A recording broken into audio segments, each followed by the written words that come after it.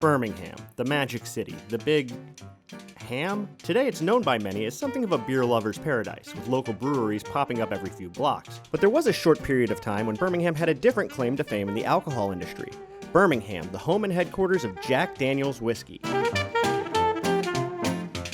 Was Birmingham almost the home of Jack Daniel's until Prohibition? That question was submitted as part of Ask Alabama, specifically referencing this sign on the side of a building on 2nd Avenue North. But Birmingham wasn't almost the home of Jack Daniel's, it was the home of Jack Daniel's for about 4 years. So to understand what happened, you need to understand a little about Prohibition in the US. People tend to think of Prohibition as starting in 1920 and ending in 1933, because that's when the 18th Amendment was enacted and when it was repealed. But that was just national prohibition. Alcohol prohibition kind of had fits and starts in a bunch of different municipalities and states long before it was enacted nationwide. In 1904, the Motlow brothers, Lem, Jess, and Spoon, that's what he liked to be called, opened up a distillery in Birmingham, Alabama. The Motlow brothers were no strangers to the alcohol game. Some of the brothers had operated saloons in North Alabama and had even opened another distillery in Gadsden.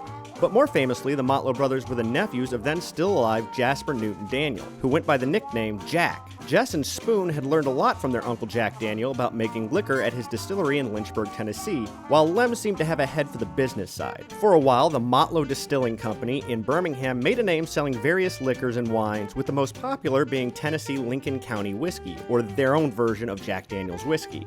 The company had a good run, but had to shut down in 1908 after just 4 years when Jefferson County enacted a county-wide prohibition. Now, this wasn't a big issue for the Motlow brothers. The year before, in 1907, Jack Daniel was in failing health and had no children of his own, so he gave his company to his nephew Lem Motlow and another cousin who later got bought out and isn't really important to this story. Lem and the brothers ran the Jack Daniel's distillery in Lynchburg, Tennessee, and were doing fine until Prohibition came a-callin' again in 1910. See, that's what I'm talking about. We haven't even gotten to 1920 and we bumped into Prohibition twice. In 1910, the whole state of Tennessee outlawed the production of intoxicating beverages. But when a door closes, a window opens for the Motlow brothers, apparently, and just a year after Prohibition was enacted in Tennessee, it was repealed in Jefferson County, Alabama. Lem and the brothers knew a thing or two about making and selling hooch in the Magic City, so in 1911, they shifted the home and headquarters of Jack Daniel's to Birmingham, Alabama. But if you can spot a pattern, you know it was short-lived. After just 4 years of Jack Daniel's in Birmingham, Alabama, the state of Alabama passed a statewide prohibition in 1915. The brothers closed up shop in Birmingham and moved operations to St. Louis, Missouri, before they were forced to just shut down the business when national prohibition was enacted. Now, if prohibition had not been passed in Alabama in 1915, would Birmingham today be the home of Jack Daniel's? Probably not. When Prohibition was repealed, the brothers exerted a lot of effort to return the Jack Daniel's Company to its hometown of Lynchburg, Tennessee, even though to this day it's still illegal to sell alcohol in that city. So I think Birmingham was just a temporary port in the storm for the Jack Daniel's Company, but at least we've got beer now. I'm Jonathan Soboleski for Reckon.